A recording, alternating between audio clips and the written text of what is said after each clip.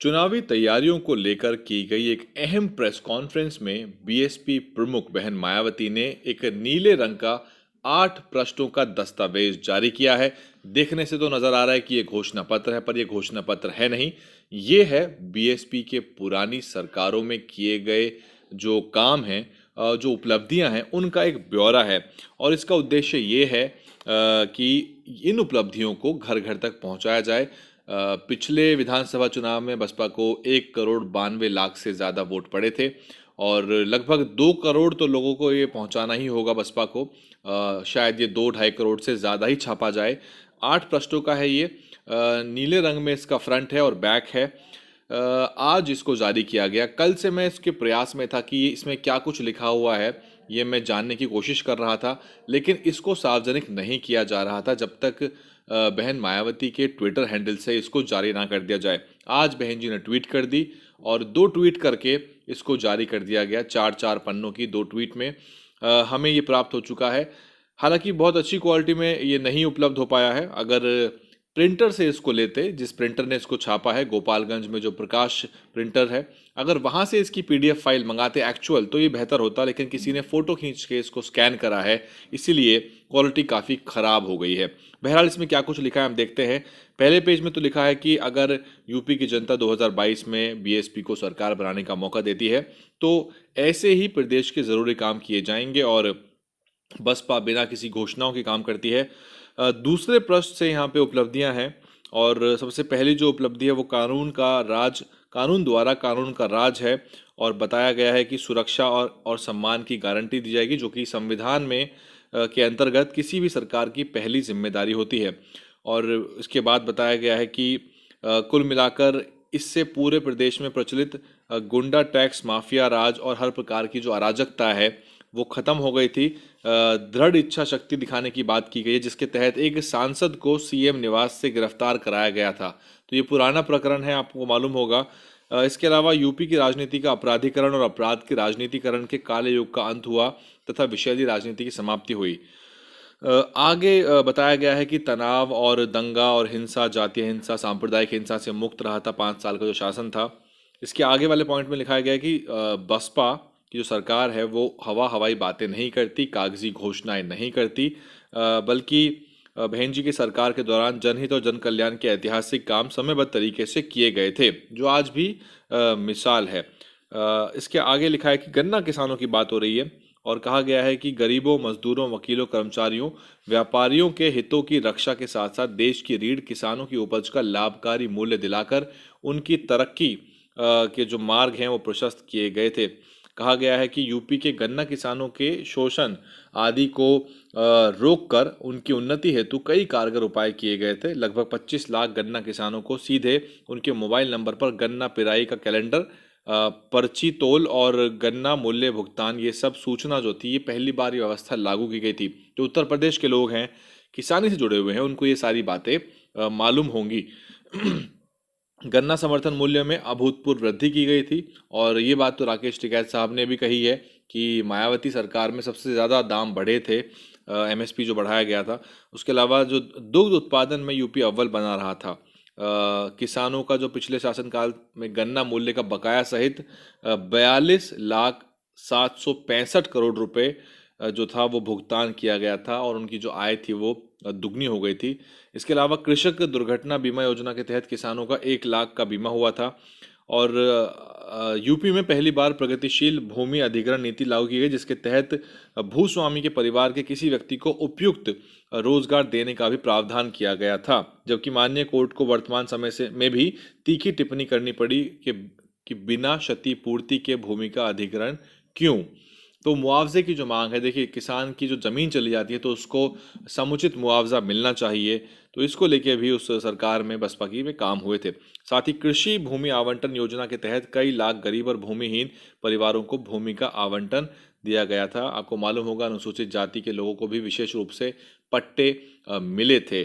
दूसरे पेज में हम चलें तो पहला पॉइंट है कि सामान्य श्रेणी की सरकारी भर्ती पर लगी रोक को हटाकर उन पर सर्व समाज में से खासकर अपर कास्ट के युवाओं और डॉक्टरों, इंजीनियरों को भी सरकारी नौकरी दी गई थी।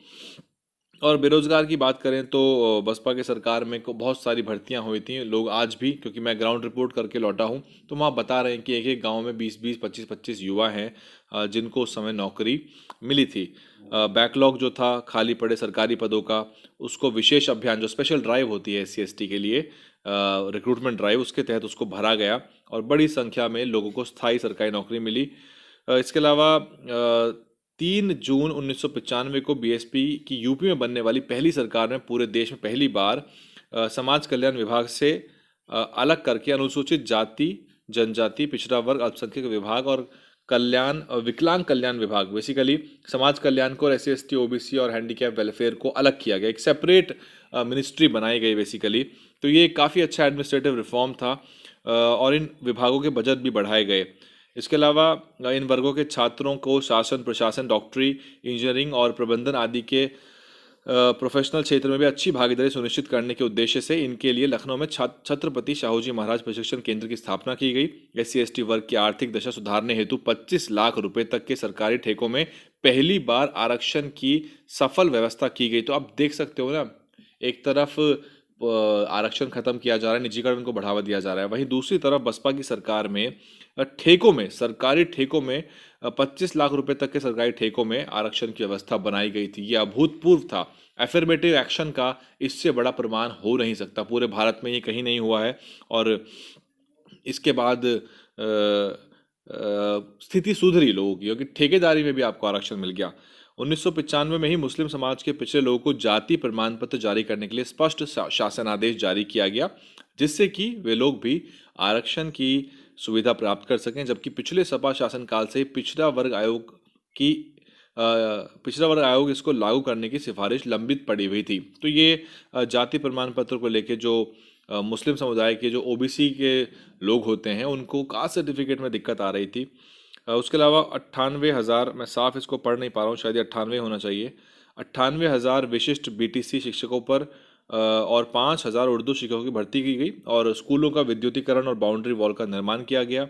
मध्याह्न भोजन के लिए रसोइयों का मानदेय 1,000 रुपये निर्धारित किया गया। यूपी में पहली बार 6 विश्व स्तरीय और 13 निजी विश्वविद्यालयों की स्थापना की गई। यूपी में हर राजस्व गांव के हिसाब से 1,08,848 गांवों में सफाई कर्मियों की एकमुश्त सरकारी नौकरी के रूप में भर्ती की गई। तो ये तो एक बड़ा काम है, क्योंकि सफाई कर्मी अधिकतर आजकल दिल्ली में भी कॉन्ट्रैक्ट पे रहते हैं। केजरीवाल सरकार जैसी सरकारों ने उनको पक्का करने की बात की है, पर ये हो नहीं पाता। पुलिस बल में एकमुश्त 2,04,000 नए पद सृजित करके उन पर भर्ती की प्रक्रिया की गई। 41,000 कांस्टेबलों की लगातार भर्ती की गई। यूपी में पहली बार दलित और अन्य पिछड़ा वर्ग में जन्मे महान संतों, गुरुओं और महापुरुषों में भी महात्मा ज्योतिराव फूले, छत्रपति शाहूजी महाराज, श्री नारायण गुरु, परम पूज्य बाबा साहब डॉक्टर भीमराव अम्बेडकर और मान्यवर कांशीराम जी के आदर सम्मान में लखनऊ और नोएडा में नवनिर्मित भव्य स्थलों स्मारकों का काम जो है वो पूरा किया गया। और आगे सरकार बनने पर हर स्तर पर केवल विकास के आधार पर यूपी की तस्वीर बदलने का काम किया जाएगा। पर्यटक वगैरह आते हैं, काफ़ी राजस्व प्राप्त होता है, आपको मालूम होगा। इसके अलावा कुछ योजनाओं के नाम सुनिए। अब योजनाओं की बात आई, कौन कौन सी योजनाएं थी। महामाया गरीब आर्थिक मदद योजना के माध्यम से चयनित परिवार की महिला मुखिया को 400 रुपये की दर से 6 माह की सहायता राशि 2,400 रुपये एक मुश्त उनके बैंक खाते में दी गई। सावित्रीबाई फूले बालिका शिक्षा मदद योजना के जरिए पात्र छात्राओं को 15,000 प्रोत्साहन राशि और एक साइकिल देने की योजना त्वरित गति से लागू की गई। फिर इसके बाद महामाया गरीब बालिका आशीर्वाद योजना के तहत गरीब परिवार में जन्मी बालिकाओं के लिए 18 वर्ष पूरा होने पर 1 लाख रुपए की सावधि बैंक जमा स्कीम, यानी कि फिक्स डिपॉजिट सावधि जो है। मान्यवर श्री काशीराम जी शहरी विकास योजना के तहत लगभग 1,01,000 लोगों को नए पक्के आवास दिए गए। सर्वजन हिताय गरीब आवास मालिकाना हक योजना के अंतर्गत बड़े पैमाने पर पट्टा भूमि का वितरण किया गया और गरीबों को कोर्ट कचहरी में वादों की प्रभावी पैरवी की निशुल्क सरकारी वकील की सुविधा शुरू की गई। महामाया सर्वजन आवास योजना में डॉक्टर अंबेडकर ग्राम सभा विकास योजना में चयनित ग्राम सभाओं के गैर SC ST गरीब परिवारों को भी आवास उपलब्ध कराए गए। 4,22,000 से अधिक परिवारों को इसका लाभ हुआ। तो बहुत सारी बहुजन महापुरुषों के नाम से स्कीम शुरू हुई थी। और इसके अलावा माननीय श्री काशीराम जी शहरी दलित बस्ती समग्र विकास योजना के अंतर्गत चरणबद्ध और समयबद्ध तरीके से गरीबों की बस्तियों को 18 जन सुविधाओं से लैस कर उन्हें विकसित किया गया। उत्तर प्रदेश जनहित गारंटी कानून के तहत आम जन को 13 जन सुविधाओं को आसानी से उपलब्ध कराने की कानूनी व्यवस्था की गई और इसके अलावा जन समस्याओं को त्वरित हल हेतु तहसील दिवस और थाना दिवस की व्यवस्था को पूरे प्रदेश में काफ़ी प्रभावी तरह से लागू किया गया, ताकि वहीं पे ही उनकी समस्याओं का निस्तारण हो सके और हर किसी को लखनऊ ना भागना पड़े या लखनऊ चिट्ठी ना भेजनी पड़े। सड़कों का बड़े पैमाने पर नवनिर्माण हुआ, चौड़ीकरण यानी कि उनको एक्सपैंड किया गया, मजबूती और सौंदर्यीकरण, 5,000 किलोमीटर से अधिक सड़कों का नवनिर्माण किया गया।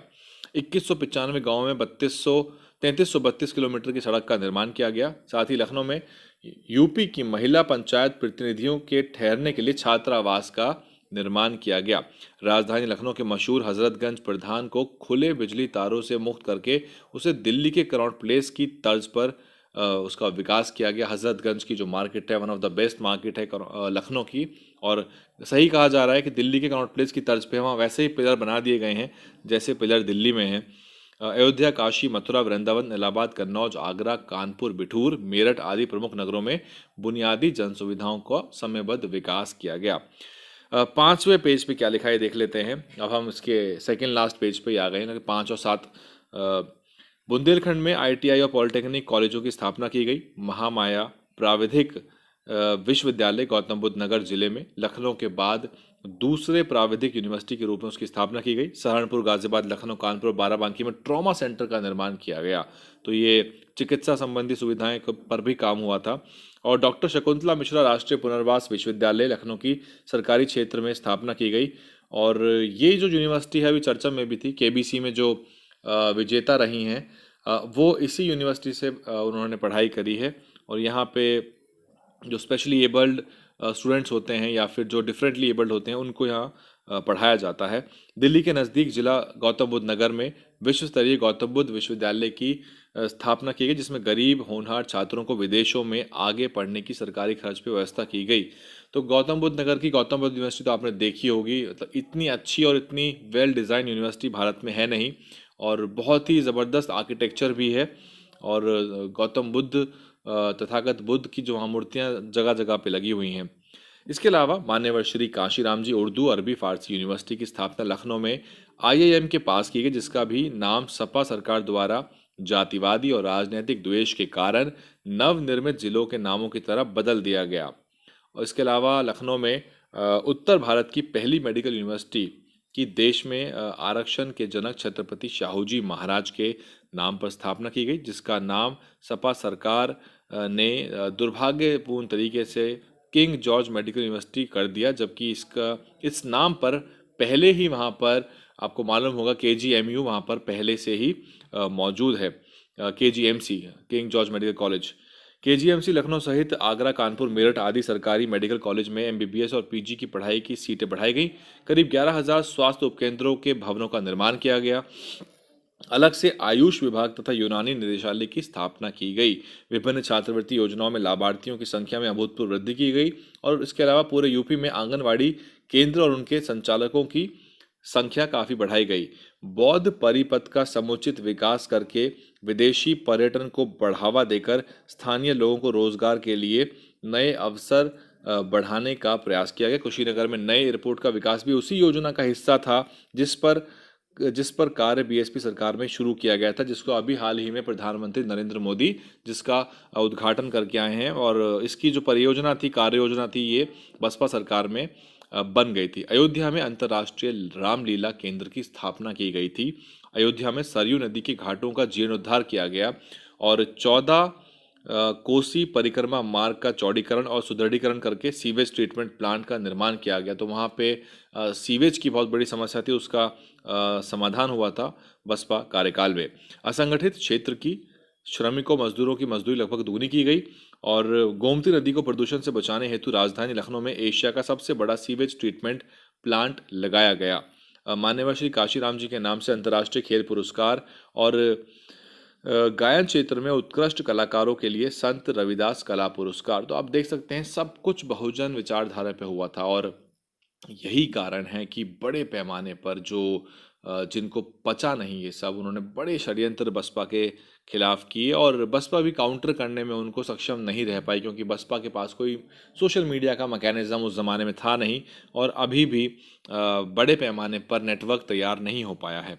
नए मेडिकल कॉलेज उरई, कन्नौज, आजमगढ़, बांदा, सहारनपुर, जालौन में स्थापना हुई। 20 जिलों में अंबेडकर पीजी छात्रावास बनाए गए। असेवित क्षेत्रों में कई हजार नवीन प्राथमिक और करीब 13,000 उच्च प्राथमिक विद्यालयों की स्थापना की गई। पंचशील बालक इंटर कॉलेज नोएडा की स्थापना हुई, ये नोएडा में ही है, दिल्ली के लोगों ने देखा भी होगा। महामाया बालिका इंटर कॉलेज गौतम बुद्ध नगर की स्थापना की गई, ये तो नज़र भी आता है जब आप ग्रेटर नोएडा एक्सप्रेसवे पे जाते हैं, इसका बोर्ड नज़र आता है। और 1136 स्ववित्त पोषित सेल्फ फाइनेंस्ड महाविद्यालयों की स्थापना की गई। मान्यवर Kanshi Ram ji university of agriculture technology Banda में बनाई गई। मान्यवर Shri Kanshi Ram ji government degree college Ghaziabad में बनाया गया। जौनपुर, गाजियाबाद, कांशीराम नगर, कुशीनगर, बिजनौर, कन्नौज, फर्रुखाबाद, मैनपुरी, श्रावस्ती में राजकीय महाविद्यालयों की स्थापना की गई।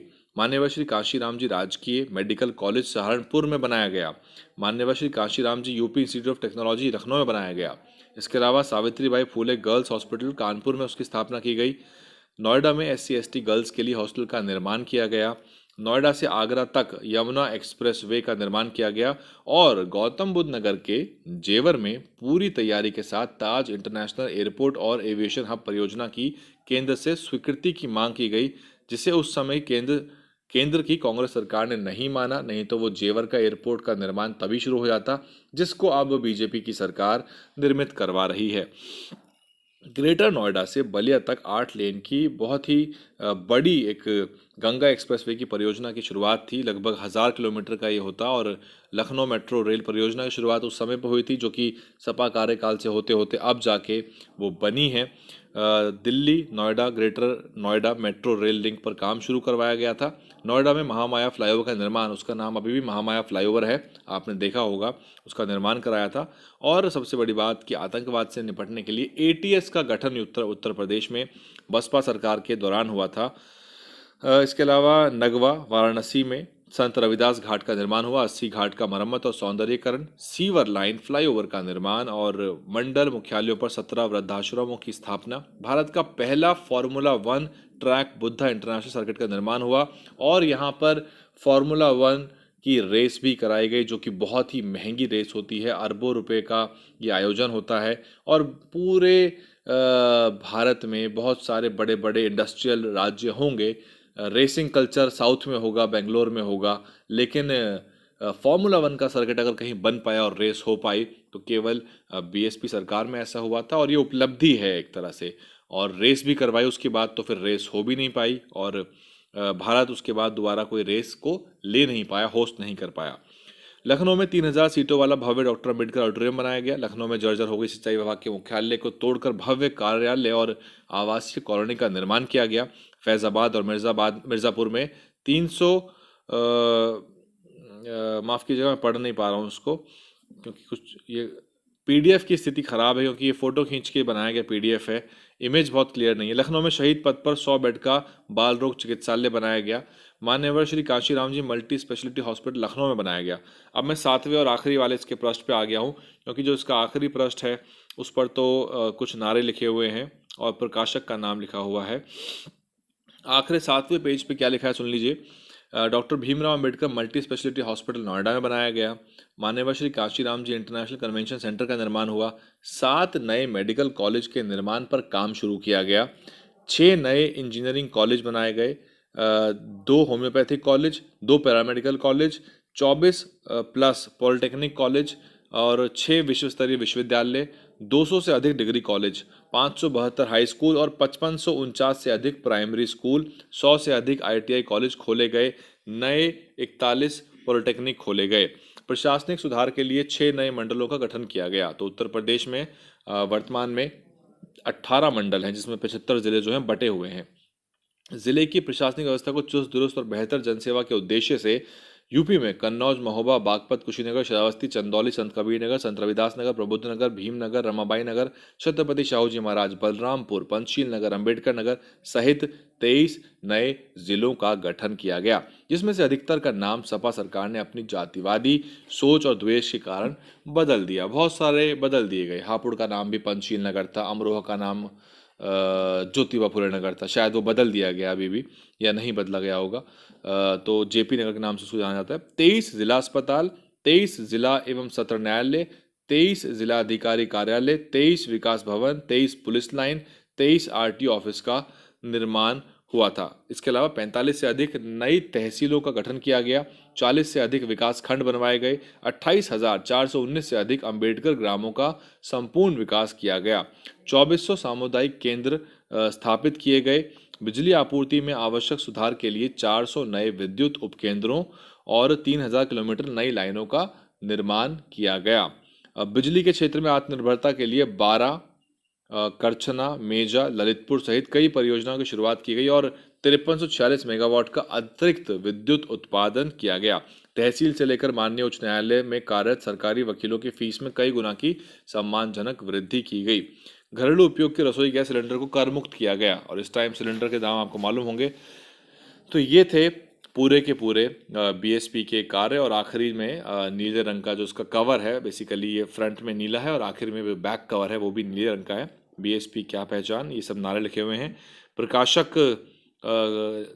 केंद्रीय यूनिट 4 गुरुद्वारा रकाबगंज रोड, जहाँ से हम अभी रिपोर्टिंग कर रहे थे कल परसों, और फिर प्रिंटर का नाम लिखा हुआ है। तो ये थे बीएसपी के पूरे काम और उपलब्धियां जो कि 8 पृष्ठों के दस्तावेज में बसपा ने उपलब्ध करा दिया है।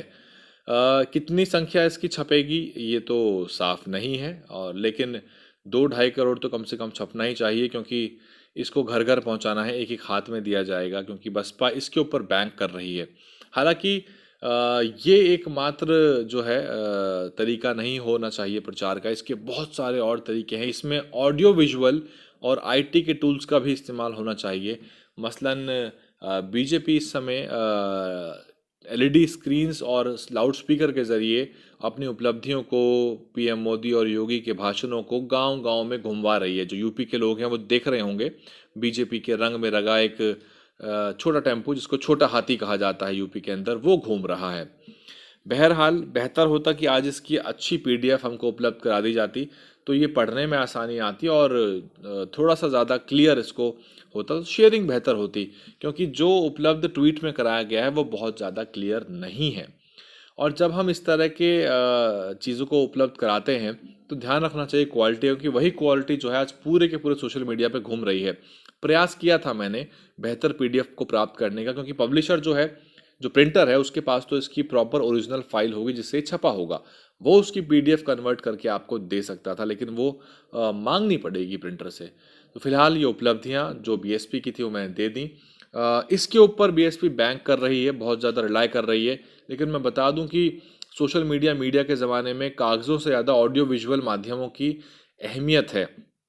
दर्जनों तरीके हो सकते हैं जो कि बहुत नायाब और इनोवेटिव हो सकते हैं, और ये उपलब्धियां तो घर घर पहुंचाएगी ही बीएसपी। इसके अलावा आउट ऑफ द बॉक्स सोचने की ज़रूरत है, कुछ नया, क्रिएटिव, इनोवेटिव, वो जो कि चर्चा का विषय बने, वो जो कि मीडिया को अच्छा लगे, अट्रैक्टिव लगे, और जिसके अंदर कुछ नयापन हो, जिसके अंदर कुछ ना कुछ ऐसा हो जिससे जनता सीधी जुड़ जाए।